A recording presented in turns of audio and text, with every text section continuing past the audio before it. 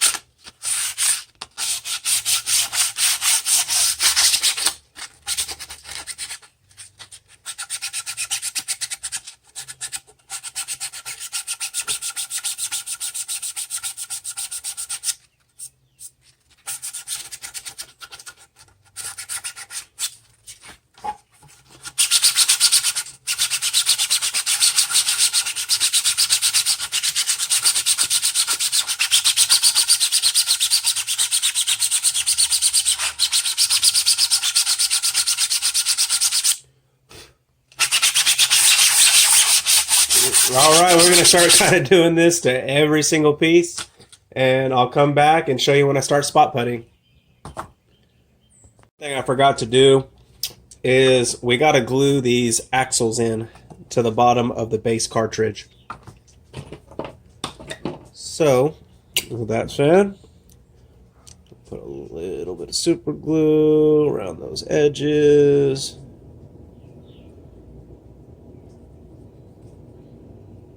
That should be plenty to stay there for a lifetime.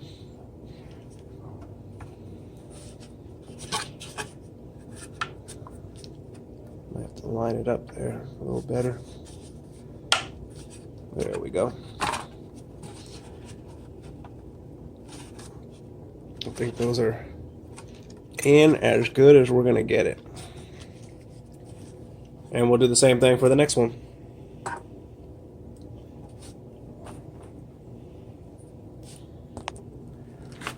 All right, so we got mostly everything sanded.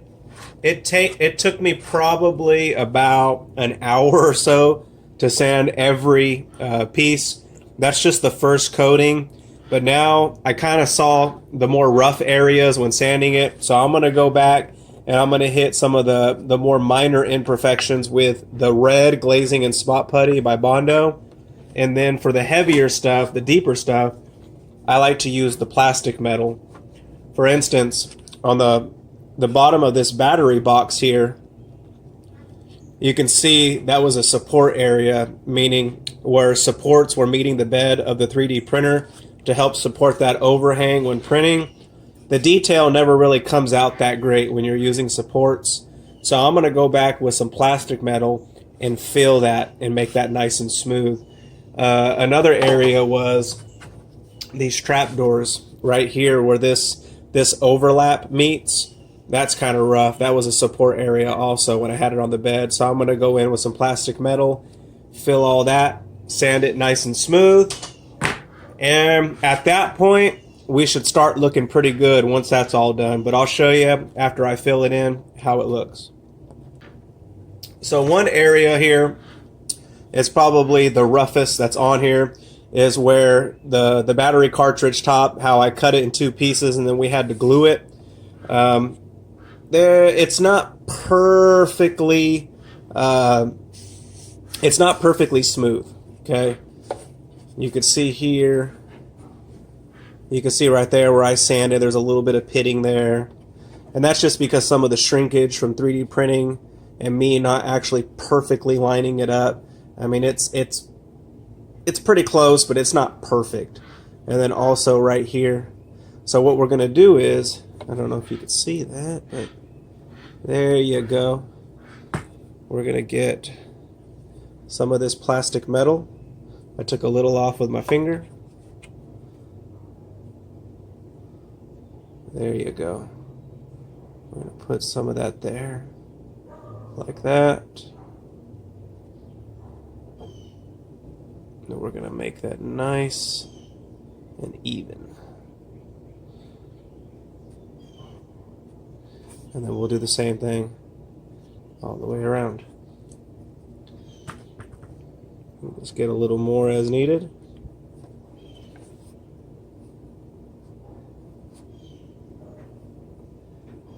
And this will help get it nice and seamless.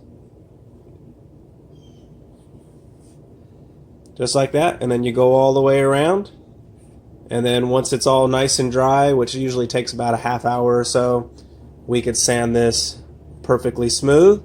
And if it's still a little uneven, we could just use a little bit of the red glazing spot putty at that point and finish the smoothing process. So you can kind of see what I did to the bottom of that battery box there. Gunked it on there pretty good. Gonna let this dry and come back and sand it smooth, and then it'll look really good. And also for the top part of the cartridge, you can see it's gonna look pretty ugly at first, but that's okay, no problem. We'll come back and sand that smooth. Now I was gonna show you for the battery door. We got that ugly little overlapped edge from our supports. We got some plastic metal. Go in there. Stuff it all. Make sure you push it into those gaps in the 3D printed lines.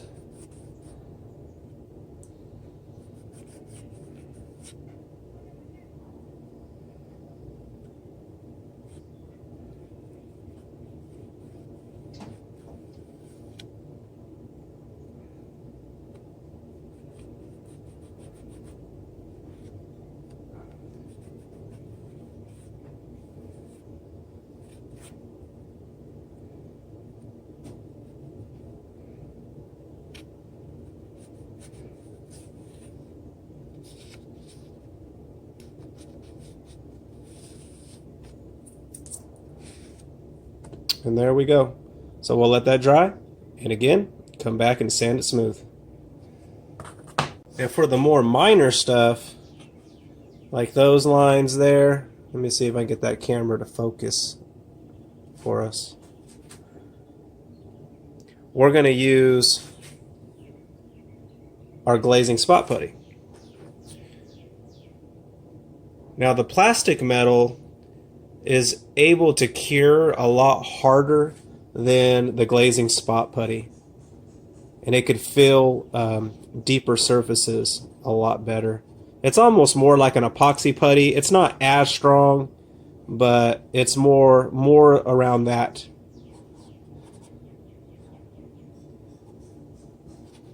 So there we go. Put the spot putty in there. And we'll just kind of do this to every single piece. Just find the rough areas. You ain't got to gunk it over everything. Just the more obvious areas. The areas that are going to be more apparent. Like this, I'm going to have one of these glued to the side. So I'm not worried about putting spot putty all here because it's going to be glued to that. You know what I mean? So keep that in mind. So yeah, I'm going to go through every other little piece doing pretty much the same thing. Let all that dry, and then I'll come back, and once again I'm going to start sanding that. And then once all the spot putty and stuff is sanded, I'm going to hit it with another coat of filler primer, let that dry, and then do another sanding. And hopefully at that point we should be right where we want to be. If not, we'll rinse and repeat. Alright, so you can kind of see the depth of how far I went with it. I didn't go too crazy. It actually sanded pretty smooth. I really like to let the filler primer do most of the work. I've seen some people, they'll bathe it completely with spot putty, and that's fine. But sometimes you just don't need to do that. You could just do a little bit of spot putty, a little bit of plastic metal, a lot of filler primer, and that will be suitable for whatever project you're doing. That's kind of how I've always done it, and it's done me well. So yeah, so we're going to let that dry, and then again we're going to come back and sand it all as smooth as we can. So now we have done a couple coats of primer, some spot putty, and what I want to do next is I want to start gluing like the box where the LED light goes and the side plates. The front plate, and then I have a special little thing I want to do for the battery box cover. So, for the LED box here, sorry, I grabbed the wrong thing. I need to glue it now to this cartridge. And there's kind of a slot for it right there. It's kind of tight. But if you push it just right, we can get it to sit there with some super glue. So that's what I'm going to do right now. And then after that, we're going to try to get the side plates and stuff glued on.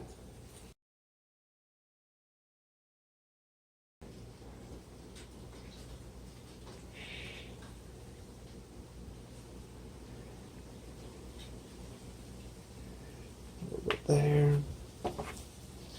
Alrighty, so let's sit this thing. See if we could slide it on there before it dries. So there we go. That should be it. I'm going to let that sit there for a second, and then we'll get the side plates on.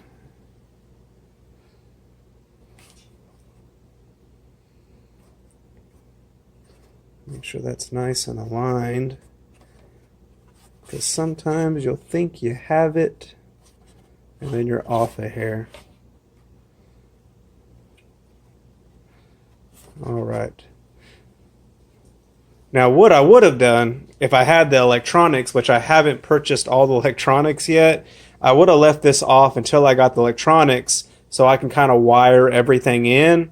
So this is going to make it a little bit more difficult for me, but I still have access down here to get the lights in, which should be enough for me. But yeah, it's not going to be as easy, but it's okay for right now. I mean, if I really wanted to, I could just break it off and then install electronics. Either way, it's going to work. All right, so let's get the side plates on now. Now this is going to be a little trickier because I got to get them aligned right. So as you can see right there, I have a hole that I can line up with and get that seated just right.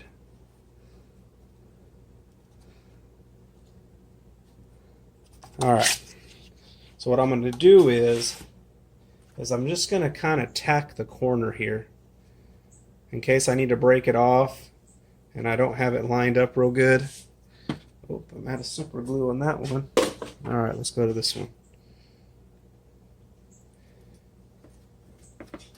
So you can see there, I just put a little dab, and that's just going to kind of act as a tack, like a tack weld. I'm going to line it up with that hole, square it out with that corner there. It's a little tricky, but I think I like it. All right, so I'm going to press that down, and that'll give me some liberty and freedom to get the rest of it squared out and lined up right. But yeah, I'm using that hole as a template and a base. All right, cool. So I'm going to add in a little bit more super glue around these edges and finish it off. Kind of already put it on there. I don't need a whole lot.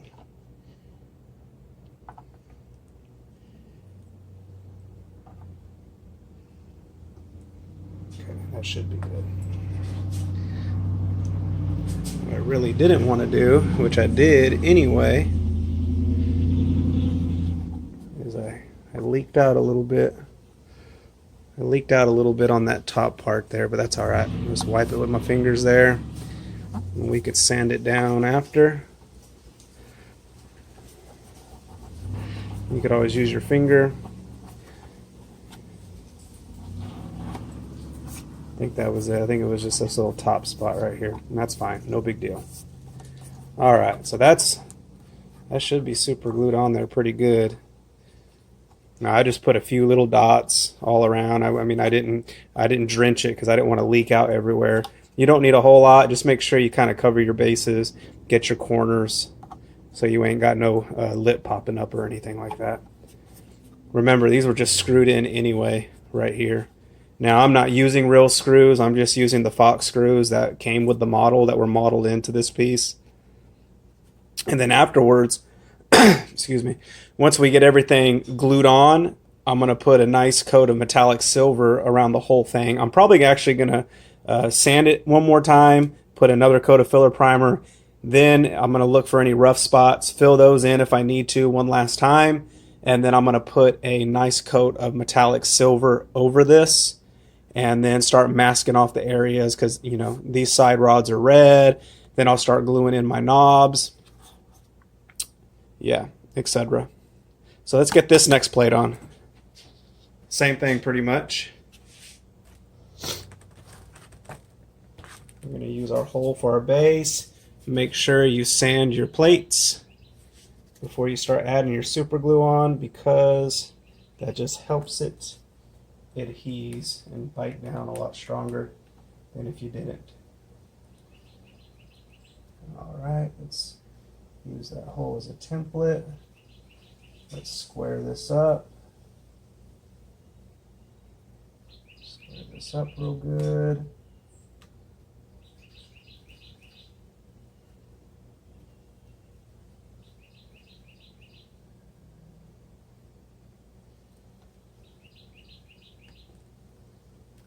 I think that's good. I think that's really good. Alright, so I kind of tack welded this corner. I'm going to do the same thing I did on the last one. I'm just going to kind of start to add in some drops all the way around. Alrighty. We're getting there. Very cool. Very happy with it. Man, that looks so good. Who would have thought 3D printing would come this far? Like, really? That looks so good. That's better than my first resin kit I've got. Much better. Okay, so we got those glued on. Now we got this LED indicator box glued on. Now we got to glue this front plate, which is going to house the knobs, the front knobs. And we need to kind of slide that on and glue it also.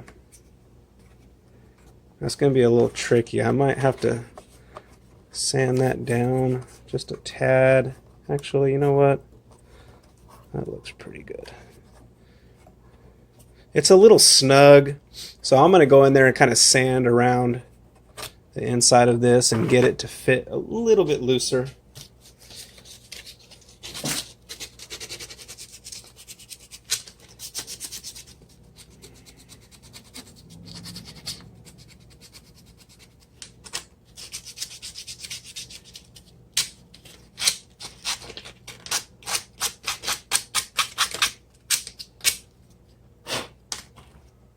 Now let's see. Oh yeah, much better. Much better. That slid right on like a glove. Sometimes those tolerances will be really tight, and it's just how it is with 3D printing. You're just going to have to go in there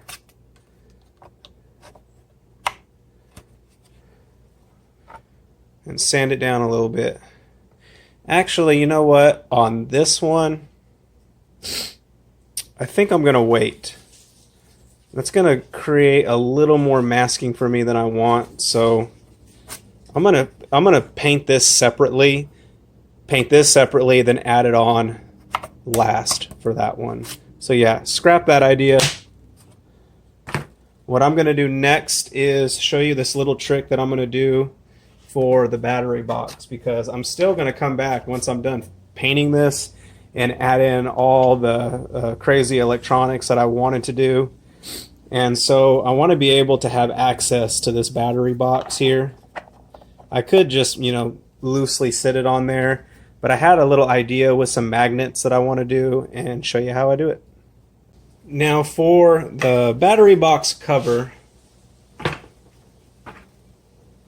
since I want to be able to have access later to the inside of it and be able to take this off when necessary, I came up with this little idea of using these earth magnets. Now these earth magnets you can purchase at Harbor Freight. It's one of their best selling magnets in their magnet section. And they're just these little magnets like so. Maybe about a 1/2 inch big. I'm not sure entirely. But these things are strong. This isn't your typical craft magnet or even some industrial magnets. These things are tough. And they're really, really strong. I use these on my RoboCop suit also to hold some pieces together. So I 3D modeled this little box here to house that magnet. And what I'm going to do is I'm going to take a little bit of super glue here. I'm going to dab, just a tiny little dot. And I'm going to take this magnet.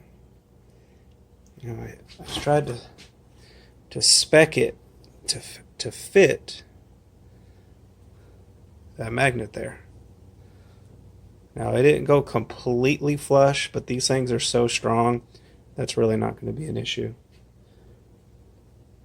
So let me do that to the next 3.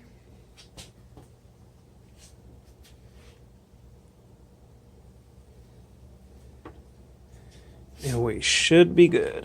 And let me show you what it looks like finished. So you could see what I did here. I glued those little squares with the magnets inside of the battery box. Now I didn't put one on this side because I didn't want it to get in the way of the switch and the light, because my electronics and the battery are probably going to be in here. So yeah, I put it on the right side of the top of the battery box, but it's no problem. There you go. It sits pretty good in there. Very happy with that. And then you just pull it right out.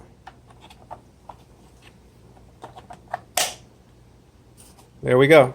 So that's our battery box. That's definitely an idea you can use, and I'm sure you could probably make it even better than I can. All right, so we're rocking and rolling now.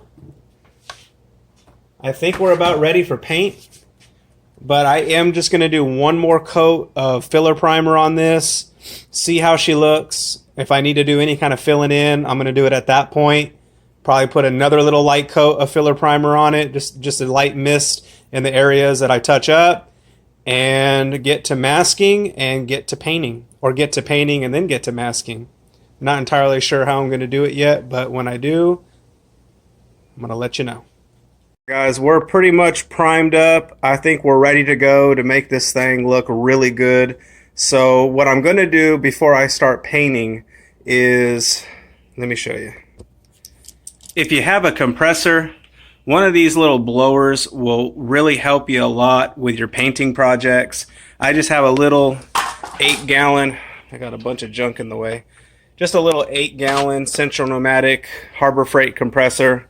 And I like to blow out the primer dust from my projects before I paint. A can of compressed air would work probably just as well. It's just a little bit more expensive to buy those cans. You could also do the real old school trick and use the compressed air in your lungs and just blow the thing out. So you don't even have to come this far. But since I got a compressor, I take advantage of it, and I just like to blow this stuff out.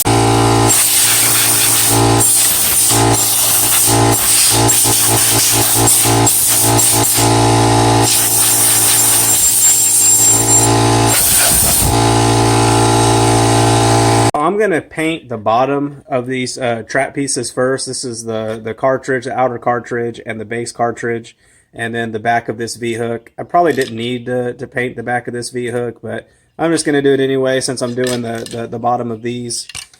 The paint I'm using is Duplicolor Metallic Chrome. I got this from Napa Auto Parts. I think they also sell it at AutoZone. Yeah, most of the Duplicolor products, if you're looking to get for Duplicolor stuff, you're going to want to go to your local automotive parts. They're usually the ones that have the tendency to sell this brand. So yeah, we're going to use this. It's not as reflective as the cap says. It's actually very dull, and I like that duller look because it's more in line with the realism of real aluminum. So I'm going to use this. I'll show you how it looks. It actually looks pretty good. You want to give your cans a good rattle. I like to shake them up for about a minute.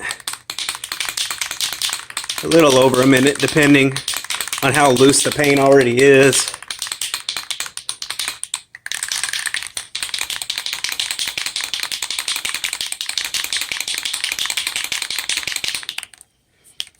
Alright, so let's give this thing a little rinse. Like I said, I'm just going to do the bottom part of these cartridges. The back of this, let it dry for 15 minutes-ish. It's just going to be a very light coat.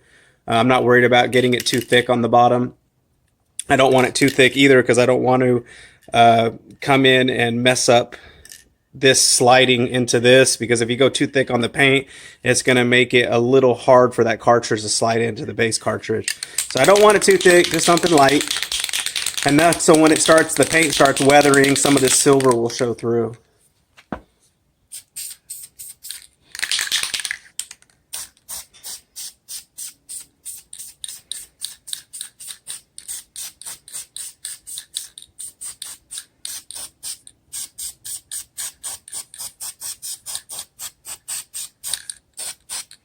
Probably not going to look much different than the gray primer that's already there.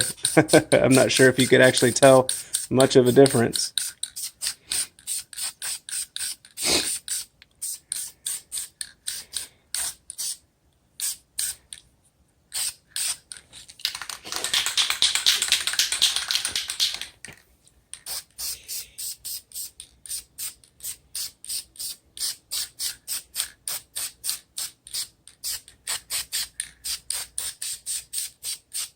All right, let's let that dry for just a minute. I went in a little heavier than I said I was, but that's okay. Now I'm gonna move over. We're gonna do the back of the doors. I'm gonna do the wheels, do the top of the battery cartridge, and the front where the knobs are, the front plate where the knobs connect to.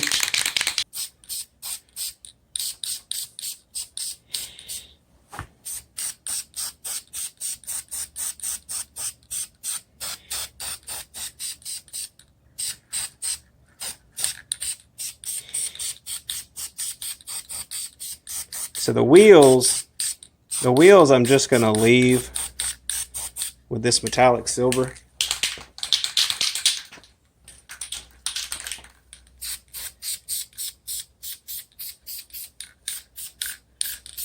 Good stuff. So let's let that dry. We'll come back and we'll flip those cartridges over and we'll start getting a little bit of a metallic coat over the rest of those. And then I need to mask off the side plates and we'll start painting most of this satin black. Also, I'll have to flip those doors over. We're going to get that coated.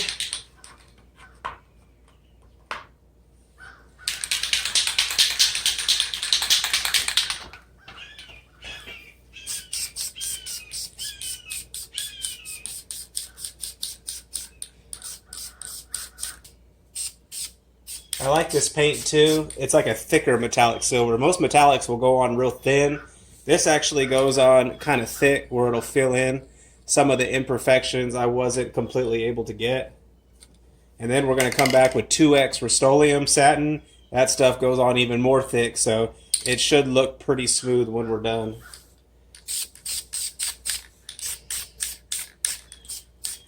I like it.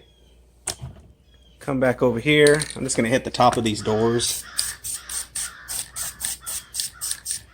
Just a light coat. I'm not worried about getting too crazy on those.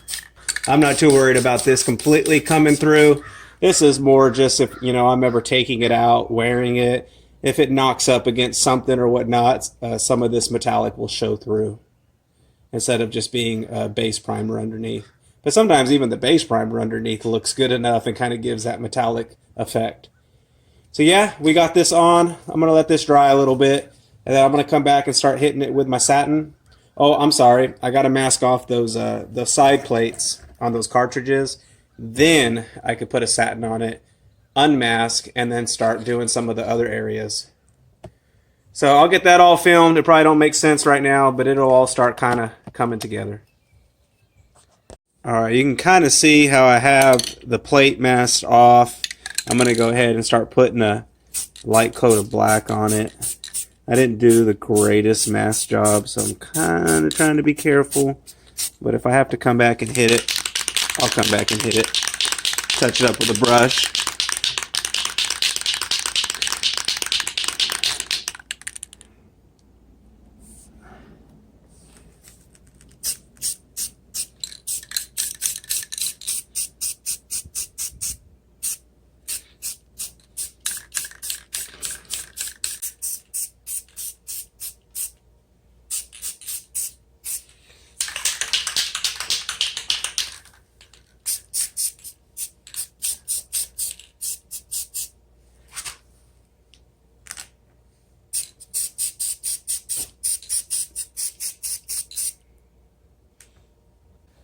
One thing I wanted to show is this was one of the pieces where the top had to be glued onto the box. I just wanted to show you how seamless that is. So no worries when you got to glue the top. You can get it seamless.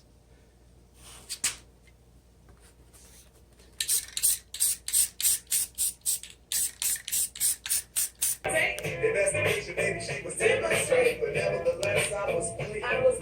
My day was going great, and my soul was at ease. So the people started bugging out. I gave it 40 out. Disrespected my black queen. Holding their crosses and being obscene.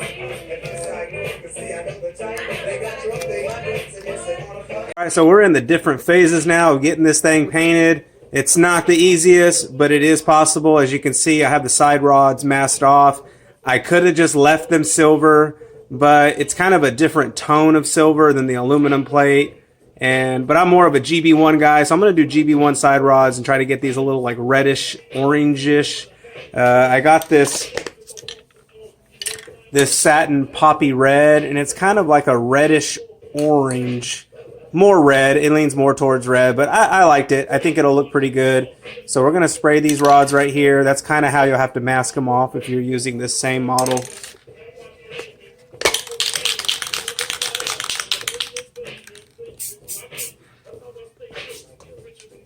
Actually, you know what? Since it is red and for safer measure, we're just going to cover that handle down there too. The different colors can get away on you pretty easy, so you got to be good.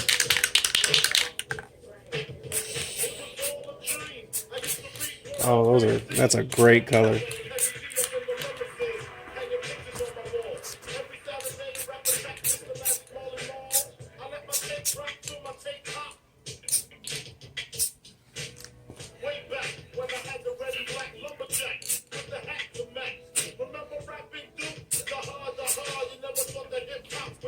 All right, so we got that on the side rods. Let that dry for a little bit, and we'll demask it, and then I got to move on to the vector plate on the other side. All right, we got those side rods unmasked, and they look phenomenal. They look so good. So good. All right, so now we're going to do that vector plate. Now, you're probably thinking, well, that looks fine as is. Well, the vector plate is a slightly lighter aluminum than this shade that I'm using here of metallic silver. So what I'm going to do is mask off around the vector plate and spray a lighter coat of metallic silver so that it kind of offsets and contrasts between this and the aluminum side, because we want the contrast. I want it to look more real. So that's what we're going to do. Okay, for the lighter metallic silver, the paint that I really like to use is Krylon Shortcuts. And it is called, I forgot the name of it. I've been using this stuff for years. And I can't even remember the name of it. Where are you at? You should be on the label. There we go. So this is Krylon Shortcuts Chrome. It's just called Chrome. It's not a reflective chrome at all, but it's just a lighter, it's a dull metallic silver, but it's a lighter coat than this Duplicolor Mirror Chrome. That is anything but mirror. But I do like it. But we're going to give this a little bit of a lighter shade.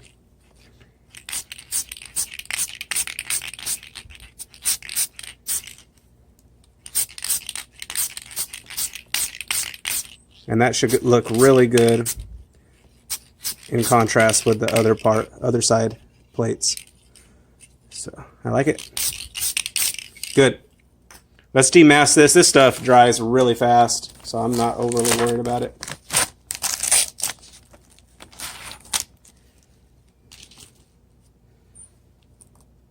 And there we go. I don't know if you can tell in the video, but it is a slightly lighter shade. I like it. It gives it more of a realistic appearance. So for the side knob, I'm going to go ahead and just use a real GB1 knob. Reason being is there's not a very good 3D model of this that looks accurate, and I scored tons of these at Apex one year that I held on to and kind of hoarded.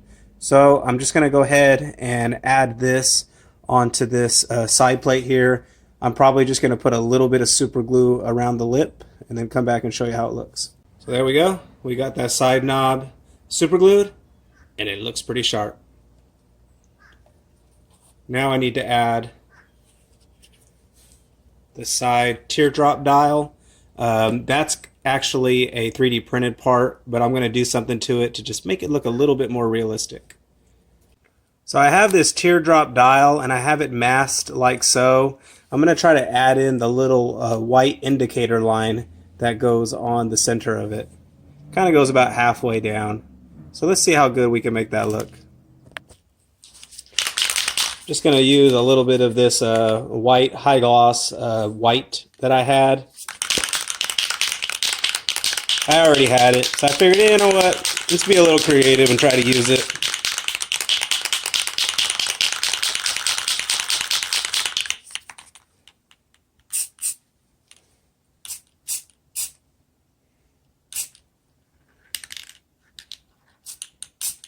Let that sit for a second. While that's drying, I just wanted to show you, I actually just did this off camera. This front plate here, that's all aluminum. I just did it, I painted it separate, and I just super glued it. I just added a little bit of super glue up in here, up in there. And I'm gonna let this sit for a second.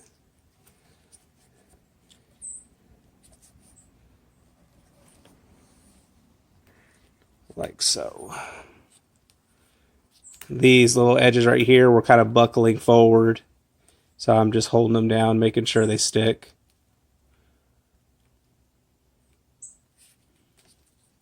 And that should be pretty good. I tried to leave this area a little unpainted, a little rough, so it would have something to kind of bite down on and grab. But, you know, that looks good to me. That looks really good. Alright, so that looks dry enough. Let's go ahead and demask it and see if I kind of got what I wanted together.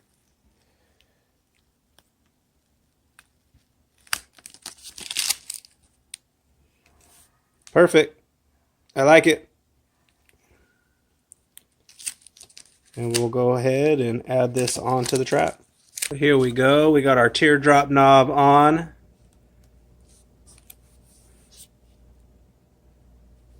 Let me let that focus. Not too shabby. Not too shabby at all. We got our front knobs pushed in. These are all just 3D printed, FDM printed. I did have some cleaner resin printed ones, but I just decided to use the FDM ones. And then they're just painted and then brush painted for the metallics. Look pretty good. That's the cartridge there, which looks awesome. Alright, let's still throw this thing together.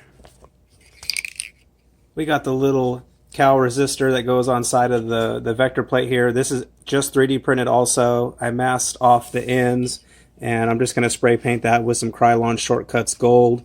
Really good stuff for metallics are these little cans. You can usually get these at Michael's.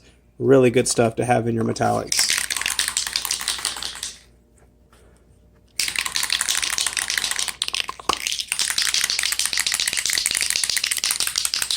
Dries really fast too.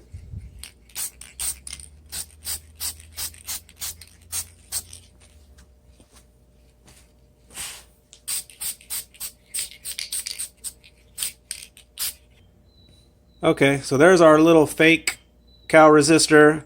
Of course, I'm going to have to come back and brush paint those screws there black.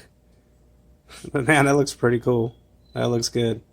Of course, because we sprayed the side plates all aluminum, we got to brush paint the screws. So that's all I'm doing now. I'm doing this kind of off camera. It's a little difficult to do with the camera there.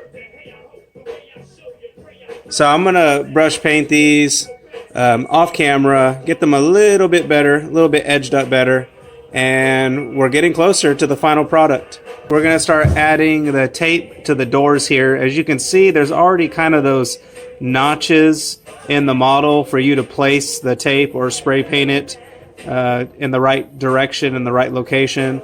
I'm going to be using tape for this. On the screen use traps, they did use tape, some form of tape. I've heard gaffer's tape. I've heard electrical tape. I'm going to be using Scotch 3M yellow 3/4 wide electrical tape for the doors. So I'm going to do this off camera because it's a little bit finicky and I want to get the tape nicely aligned in those notches. And it should look pretty awesome. So I'll show you when it's done. Alright guys, so here's the trap in its almost finished state. It is about 90% 3D printed. The only real parts on it are this switch right here and this GB1 side knob. The collar on the switch did not come with the switch. That was actually 3D modeled also, and I just kind of modified it to fit this switch. But yeah, I added some of the labels. I had some of the labels already on hand, so I didn't have to buy any. This danger label, that danger label, and this white indicator label on the side. There's still a label that goes right here. Some of the traps have a label on top of the battery box, and there's one that some people put underneath by the V-hook. But at the moment, I'm not worried about those. I think it looks great as is. I still am going to buy some electronics to go in, and I'm going to put some servos to open the door. I have a really cool idea I don't want to share quite yet. I'll be doing another video on that in the future. This is just 3D printed and painted. I'm eventually just going to pop it off. I just hot glued it on, and I'm going to put a real one of those.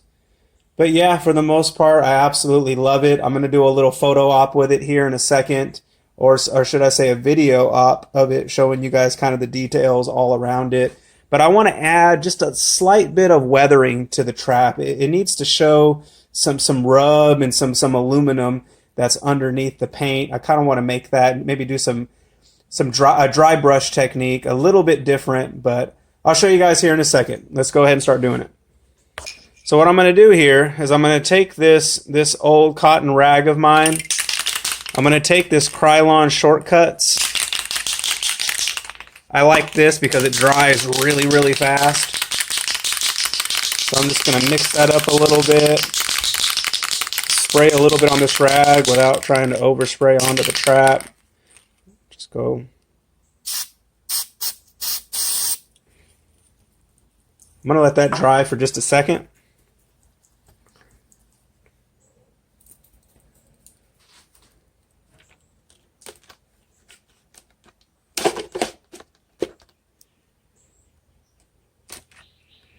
Pop that. What I want to do is I want to create some wear. You can kind of see I started a little bit right here with just a little bit, kind of testing the technique. What we'll do is we'll just lightly, and you can kind of see it starts to expose that corner. Come on, camera. Autofocus for me. There we go.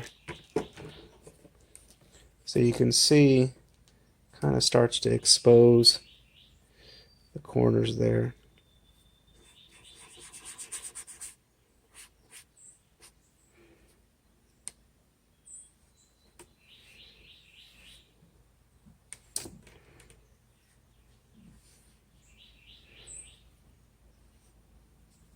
This is just a ghetto version of dry brushing.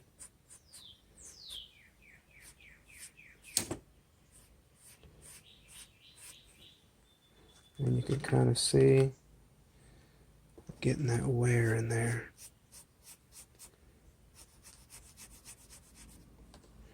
There we go. Now that's looking good. Now that the paint's drying a little bit.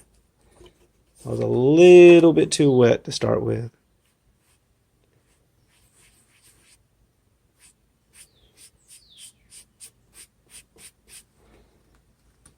There we go.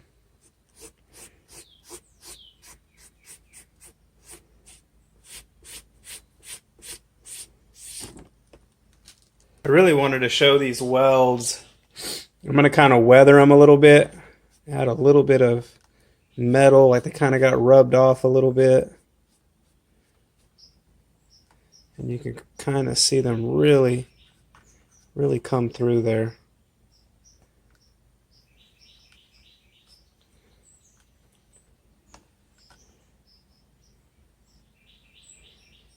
There you go. That looks good. Alright guys, so I'm just being excessively anal now. I think the side rods just look a little too red for my taste compared to the reference photos of the GB1 Ghost traps. In the reference photos, the rods are definitely orange. So, and I've looked at multiple Ghostbusters 1 traps and they all look orange. So I'm going to give a shot with this orange Rust-Oleum paint here. It looked good to me. It didn't look too light, didn't look too dark. It looks like it's going to give the effect that I want. So I went ahead and masked these rods off, and I'm going to give it a coat and see how it looks. So after this, we're just going to do the finished product.